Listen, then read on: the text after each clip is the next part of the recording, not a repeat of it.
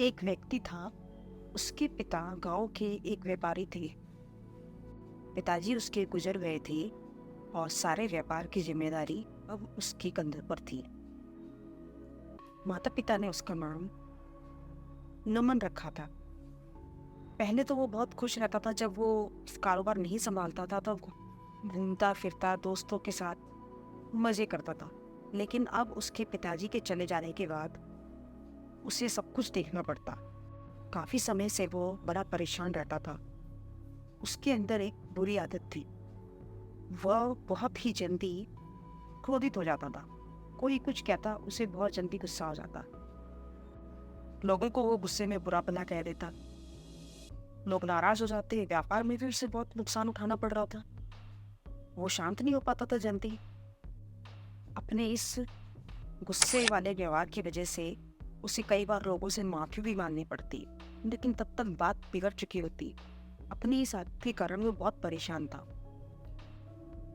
गांव में एक महात्मा और बहुत पहुंचे हुए भिक्षु आए हुए थे, तो वह वहां पर जाता है और उनको अपनी इस समस्या के बारे में बताता है कि मुझे बहुत जल्दी से गुस्सा आ जाता है, क्रोध आ जाता है, मैं अपने आप पर कंट्रोल नहीं कर पाता हूँ और लोगों से बुरा भला कह देता हूँ। बाद में मुझे पश्चाताप भी होता है, लेकिन उसका फिर कुछ फ़ायदा नहीं होता। और लोग तो मैं एक गुस्से वाले स्वभाव के वजह से बहुत परेशान हो चुका हूँ।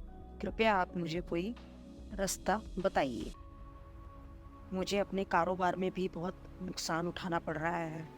अपनी इस आदत से मैं बहुत परेशान हो चुका हूँ। कृपया आप मेरी मदद करिए। महात्मा उसकी बात बड़े ध्यान से सुनते हैं और फिर उसे एक उपाय बताते हैं। उससे कहते हैं कि तुम ऐसा करो कि कुछ कागज के टुकड़े करो और वो टुकड़े गांव में जगह जगह पर फेंक कर आ जाओ। तो वह व्यक्ति वैसे ही करता है। दूसरे दिन वो पूरे गांव में कागज के टुकड़े फेंक आता है और फिर वो महात्मा के पास जाता है। अब महात्मा उससे कहते हैं उन कागज के टुकड़ों को तुम उठा लाओ। अब वो जब जाता है कागज के टुकड़े टुकड़े ढूंढने के लिए, तो वो तो हवा के साथ उड़ चुके थे। वह महात्मा के पास खाली हाथ आता है। महात्मा उसे समझाते हैं, देखो, जब हम क्रोध करते हैं या किसी को अपशब्द कहते हैं, बुरा भला कहते हैं, तो वो बिल्कुल इन कागज के टुकड़ों की तरह ही है, बात हो जाती है।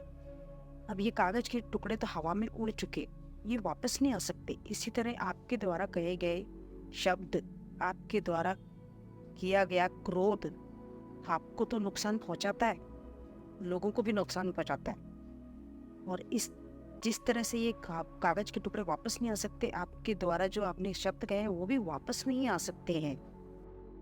जिस तरह से तीर कमान से निकल जाता है वो वापस नहीं आ सकता, उसी तरह से जो शब्द है, जो गुस्सा आपने लोगों पर जाहिर किया या जो अपशब्द आपने उनसे कहे, वो वापस नहीं हो सकती। तो देखिए होता क्या है, जब हम क्रोध में होते हैं तो हम अपना ही नुकसान करते हैं।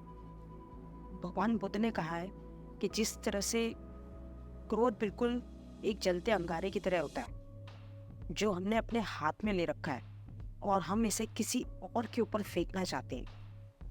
ये पहले आपको जलाता है, आपका नुकसान करेगा ये क्रोध, और फिर ये औरों का करेगा।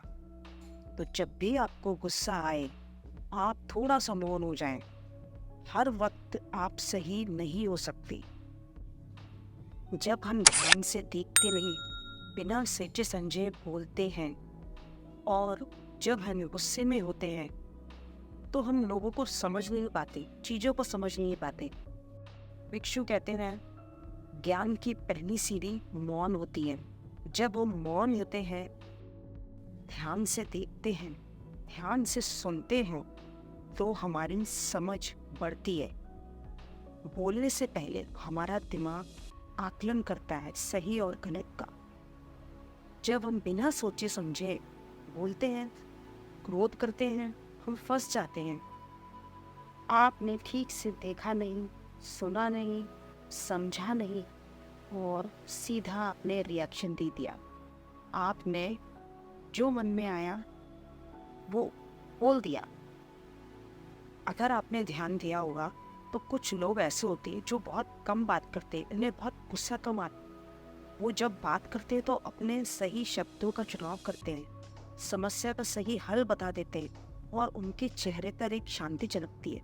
यह सब मौन और ध्यान और धैर्य की वजह से होता है। वो चीज़ों को ज़्यादा अच्छी तरह से समझ पाते हैं।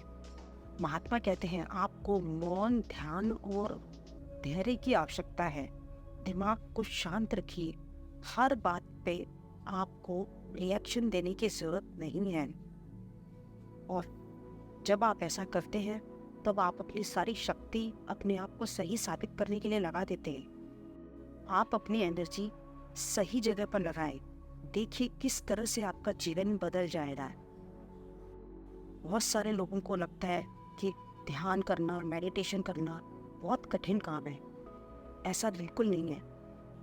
आपको मौन होना है, एकांत में जाना है, कुछ समय अपने साथ बिताना है, ध्यान की प्रैक्टिस करना है। बस इतना करने पर ही आप देखिएगा आपका जीवन बदल जाएगा। ये जीवन खूबसूरत और आनंदपूर्वक और सार्थक हो जाएगा। वह व्यक्ति महात्मा की बात बड़े ध्यान से सुनता है और वह उनका शिष्य बन जाता है। कुछ ही समय में जो लोग उससे नफरत करते थे, उसके मित्र, रिश्तेदार, उसमें ये बदलाव देखकर हैरान रह जाते हैं। उसका मान सम्मान बढ़ जाता है, उसका व्यापार भी बहुत अच्छा हो जाता है और उसका जीवन बदल चुका था। वीडियो देखने के लिए आपका बहुत बहुत धन्यवाद। हमारे चैनल को सब्सक्राइब ज़रूर कर लीजिए। शुक्रिया।